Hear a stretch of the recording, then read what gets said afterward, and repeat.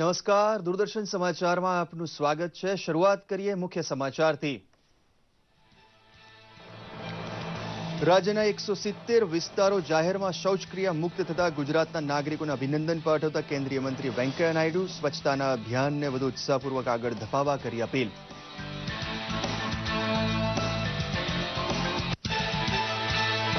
સ્વચ્છ ભારત અભિયાનને 2 વર્ષ પૂર્ણ થતા દેશભરમાં વિવિધ કાર્યક્રમોનું આયોજન। મહાત્મા ગાંધીની જન્મજયંતિ નિમિત્તે રાષ્ટ્રપતિ પ્રધાનમંત્રીએ રાજઘાટ પર બાપુને અર્પી શ્રદ્ધાંજલિ। દેશના બીજા પ્રધાનમંત્રી લાલ બહાદુર શાસ્ત્રીજીનો પણ આજે જન્મદિવસ। દ્વિચક્રી વાહન ચાલકો આનંદો। વાહન ખરીદી સાથે હેલ્મેટ નિઃશુલ્ક પૂરી પાડવા ઓટો ડીલર્સને ગુજરાત સરકારનો આદેશ। ચાલકોની સુરક્ષા સુનિશ્ચિત કરવાનો ઉદ્દેશ્ય હોવાનું જણાવતા મંત્રી વલ્લભભાઈ કાકડિયા।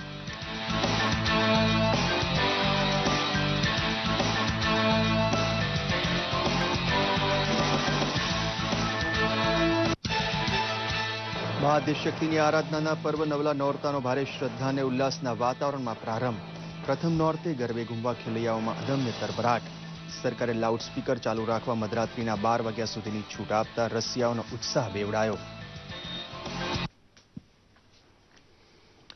સમાચાર વિગતવાર। ગાંધી જયંતિ નિમિત્તે કેન્દ્રીય શહેરી વિકાસ મંત્રી વેંકૈયા નાયડુએ દિલ્હીથી પોરબંદરને સંબોધન કર્યું હતું। રાજ્યના 170 વિસ્તારો ખુલ્લામાં શૌચક્રિયા મુક્ત જાહેર થતા તેમણે રાજ્યને અભિનંદન આપ્યા હતા। તમે સૌ કેમ છો? ગુજરાતની પ્રજાને अभिनंदन। गांधी जी का इच्छा के अनुसार 3 ग्रामीण जिला गुजरात में खुले शौच से मुक्त कर रहे। उसमें विशेष रूप में गांधी जी का जन्म स्थान पोरबंदर ओपन डिफिकेशन फ्री हो गया।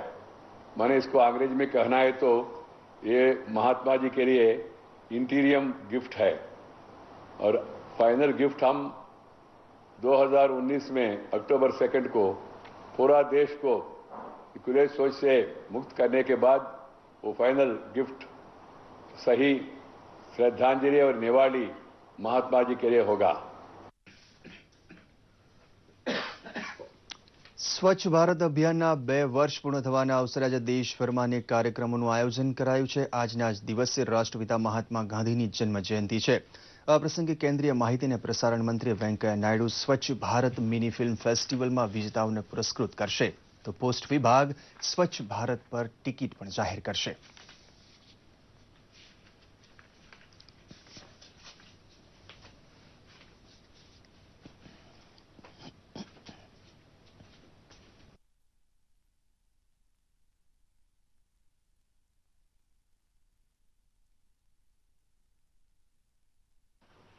Mahatma Gandhi ji has given a call for satyagraha, fast for the truth, fast for the freedom.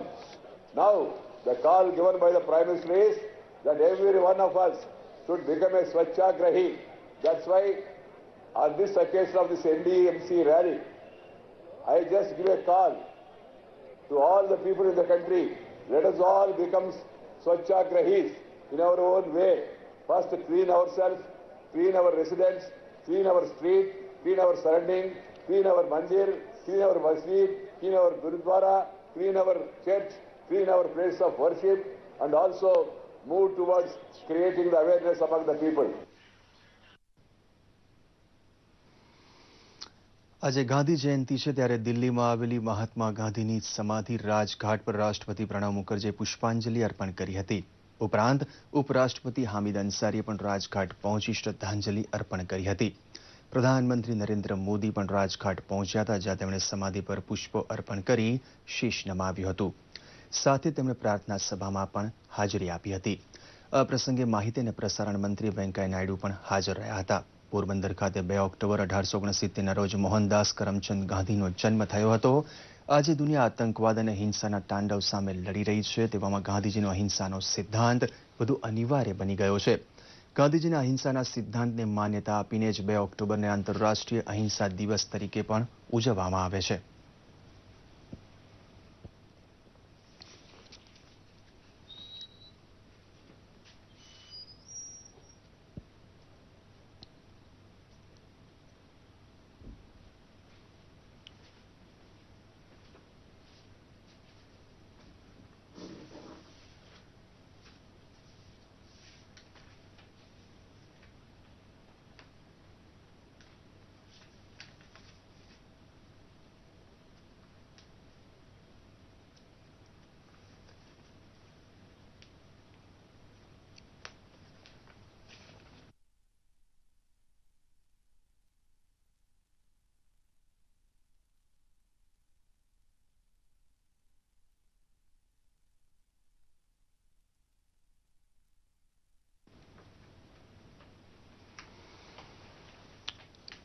રાષ્ટ્રપિતા મહાત્મા ગાંધીના જન્મસ્થળ પોરબંદર ખાતે પ્રાર્થના સભાનું આયોજન કરવામાં આવ્યું હતું. આ પ્રસંગે કેન્દ્રીય ગ્રામીણ વિકાસ મંત્રી નરેન્દ્રસિંહ તોમર તથા મુખ્યમંત્રી વિજય રૂપાણી પણ પોરબંદર ખાતે હાજર રહ્યા.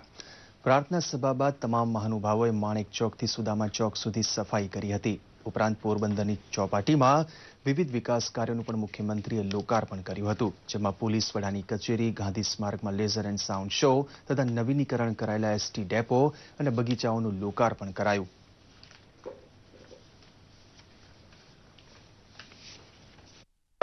આપણું ગુજરાત સ્વચ્છ ગુજરાત બને અને સ્વચ્છતાની ઝુંબેશ એ માત્ર ઝુંબેશ નહીં પરંતુ હેબિટ, ટેવ બને આપણી, અને આપણું ગુજરાત સ્વચ્છ કરીને પૂજ્ય મહાત્મા ગાંધીજીની જે એમની ઈચ્છાને, એમને ગમતી વસ્તુને આપણે એમના ચરણોમાં ધરીએ, એ જ મને લાગે છે કે સાચી ભાવાંજલિ કહી શકાય અને આજના દિવસે સાચો સંકલ્પ આપણે કર્યો ગણાશે.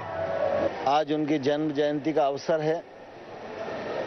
30 सितंबर को प्रधानमंत्री जी ने लोगों को आह्वान किया इंडोसैन कॉन्फ्रेंस में कि अब हमको महात्मा गांधी जी के स्वप्न को पूरा करने के लिए महात्मा गांधी जी की 150वीं जयंती के अवसर पर स्वच्छ भारत के निर्माण के लिए स्वच्छाग्रही बनने की आवश्यकता है. इसलिए मैं इस अवसर पर भारत सरकार की ओर से गुजरात के सभी महानुभावों को स्वच्छता के लिए आग्रह करता हूं. ગાંધી જયંતિ નિમિત્તે અમદાવાદમાં સાબરમતી આશ્રમ ખાતે સર્વધર્મ પ્રાર્થના સભાનું આયોજન કરાયું હતું. ગાંધીજીને શ્રદ્ધાસુમન અર્પણ કર્યા બાદ પ્રાર્થના સભા શરૂ થઈ હતી. કાર્યક્રમમાં વિવિધ ધર્મના અગ્રણીઓ, શાળા કોલેજના વિદ્યાર્થીઓ હાજર રહ્યા હતા.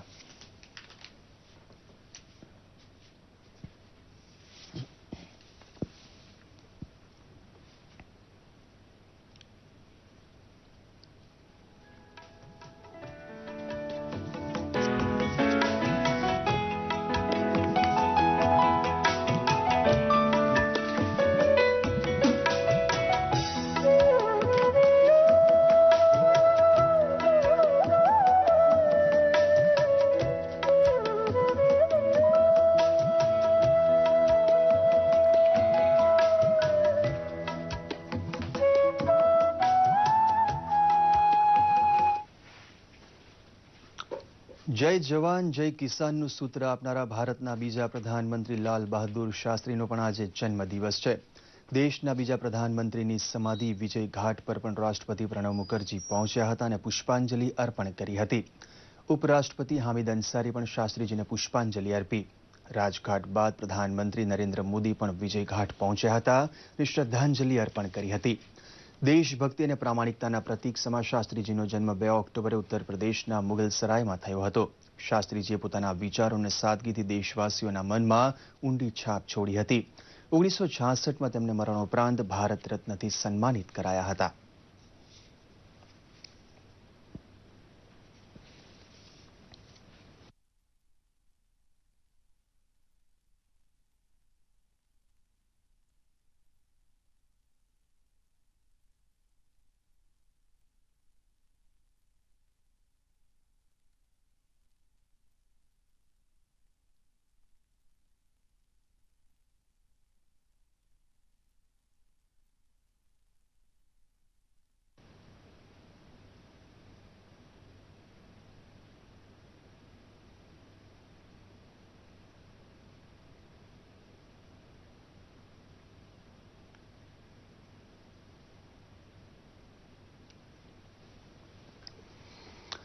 કાળા નાણાં પર લગામ કસવા માટે કેન્દ્ર સરકાર દ્વારા નાગરિકો પોતાનું કાળું નાણું જાહેર કરે તે માટે લાવવામાં આવેલી આવક ઘોષણા યોજના ઘણી કારગત સાબિત થઈ હતી.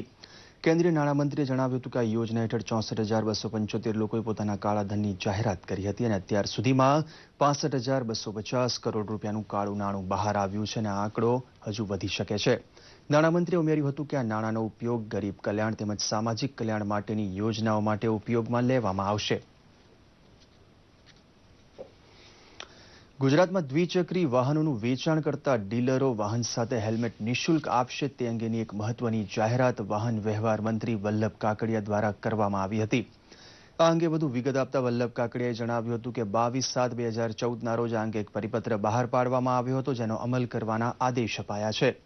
આ ઉપરાંત મોટર વાહન એક્ટ 1889 નિયમ 138 પ્રમાણે પણ જોગવાઈ છે કે ડીલરે દ્વિચક્રી વાહનો વેચાણ કરતી વખતે હેલ્મેટ નિઃશુલ્ક આપવા તેમણે ઉમેર્યું હતું કે જે ડીલર હેલ્મેટની કિંમત વસૂલશે તેની સામે પગલાં લેવામાં આવશે. મોટર વાહનના નિયમો 1889 નિયમ 138 મુજબ જોગવાઈ છે કે દ્વિચક્રી વાહનની સાથે હેલ્મેટ ફ્રી કોઈ પૈસા લીધા વગર આપવું. એના માટે અમે દરેક ડીલરોને તાકીદ કરીએ છીએ કે હવે કોઈ પણ ડીલર હેલ્મેટ દ્વિચક્રી વાહનવાળાને હેલ્મેટ ફરજિયાત આપવાનો અને લોકોને પણ જાણ કરીએ છીએ કે તમે દ્વિચક્રી વાહન ખરીદો ત્યારે હેલ્મેટ ફરજિયાત ફ્રી માંગો, કારણ કે આ જોગવાઈ જ છે અને લોકોએ એ ડીલરોએ આપવાની ફરજ જ છે. જો કોઈ પણ ડીલર આમાં ચાર્જ વસૂલ કરેલો હશે હેલ્મેટમાં તો એના ઉપર કાયદેસર પગલાં ભરીશું અને વસૂલાતની રાહે એની પાસેથી પૂરેપૂરા વસૂલાત કરાવીશું અને દંડની જોગવાઈ મુજબ દંડ પણ કરાવીશું. મા આદ્યશક્તિની આરાધનાના પર્વ શારદીય નવરાત્રીનો ગઈકાલથી રંગેચંગે પ્રારંભ થયો હતો. શક્તિની પૂજા અર્ચના અને ઉપાસનાની સાથે સાથે ગરબે ઘૂમવા માટે યુવાધન થનગની રહ્યું છે, તો લાઉડસ્પીકર રાત્રે 10ને બદલે 12 વાગ્યા સુધી ચાલુ રખાતા તેમનો ઉત્સાહ બમણો થયો છે. રાજ્યમાં પહેલું નોરતું કેટલાક સ્થળે રંગેચંગે ઉજવાયું, તો કેટલાક સ્થળે મેઘરાજાએ ખેલૈયાની મજામાં વિઘ્ન નાખ્યા હતા. અમદાવાદના જીએમડીસી ગ્રાઉન્ડમાં વરસાદને કારણે ખેલૈયાઓની મજા બગડી હતી, તો આ તરફ યાત્રાધામ અંબાજીમાં પણ વરસાદ થતા પહેલા તો ખેલૈયાઓમાં ઉત્સાહ જોવા મળ્યો હતો. જોકે વરસાદનું જોર વધતા ગરબા બંધ કરવા પડ્યા હતા. જોકે જામનગરમાં ખેલૈયાઓએ મન મૂકીને ગરબાની મોજ માણી હતી. શહેરભરમાં વિવિધ સ્થળે ઉત્સાહભેર ખેલૈયાઓએ મોજ માણી હતી.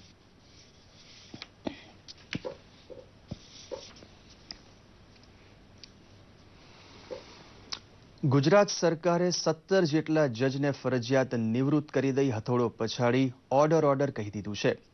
રાજ્યના ન્યાયતંત્રમાં બિનઅસરકારક ભૂમિકા અને જરૂરી કાર્યક્ષમતાના અભાવના પરિણામે ગુજરાત હાઈકોર્ટે 17 જેટલા જજને ફરજિયાત નિવૃત્ત કરી દેવા કરેલી ભલામણના પગલે સરકારે આ નિર્ણય લીધો છે.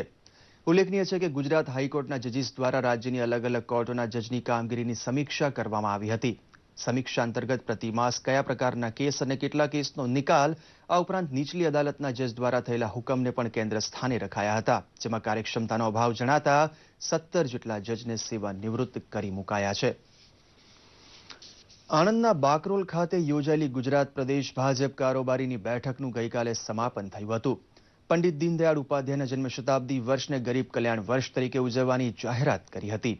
બેઠકના અંતિમ દિવસે કેન્દ્રીય મંત્રી પુરુષોત્તમ રૂપાલા, નાયબ મુખ્યમંત્રી નીતિન પટેલ, ગુજરાત પ્રદેશ ભાજપના પ્રમુખ જીતુભાઈ વાઘાણી, પૂર્વ મુખ્યમંત્રી આનંદીબેન પટેલે બેઠકને સંબોધી હતી. બેઠકના પ્રારંભે પ્રદેશ પ્રભારી દિનેશ શર્માએ પણ બેઠકને સંબોધી હતી. બેઠકમાં લેવાયેલ મહત્વના નિર્ણયો અંતર્ગત જીતુભાઈ વાઘાણીએ જણાવ્યું હતું કે ખાદીની ખરીદીને વેગ આપવા 2 ઓક્ટોબરથી 20 ઓક્ટોબર સુધી જનજાગૃતિ અભિયાન યોજાશે, તેમજ ખાદીને ઉત્તેજન આપવા ભાજપ કાર્યકરો ખાદીની ખરીદી કરશે. પૂરી થાય એના પછીના સપ્તાહની અંદર મંડળની કાર્યકારીઓ એ પૂરી થાય. ઉપરથી નીચે સુધીની વાત એક સપ્તાહ સુધીમાં નીચે સુધી પહોંચે એ પ્રકારે કાર્યકર્તાઓને સૂચનાઓ આપી છે. એક અભ્યાસ વર્ગ પ્રદેશ કક્ષાનો એ ભારતીય જનતા પાર્ટી દ્વારા નક્કી થયો છે. 3 રાત્રિ અને 4 દિવસ સુધી આ અભ્યાસ વર્ગ થવાનો છે. રાષ્ટ્રીય અમારા આગેવાનશ્રીઓ અને રાજ્યના આગેવાનો એ અભ્યાસ વર્ગમાં માર્ગદર્શન આપશે. તો આ સાથે જ આ બુલેટિન સમાપ્ત કરીએ છીએ.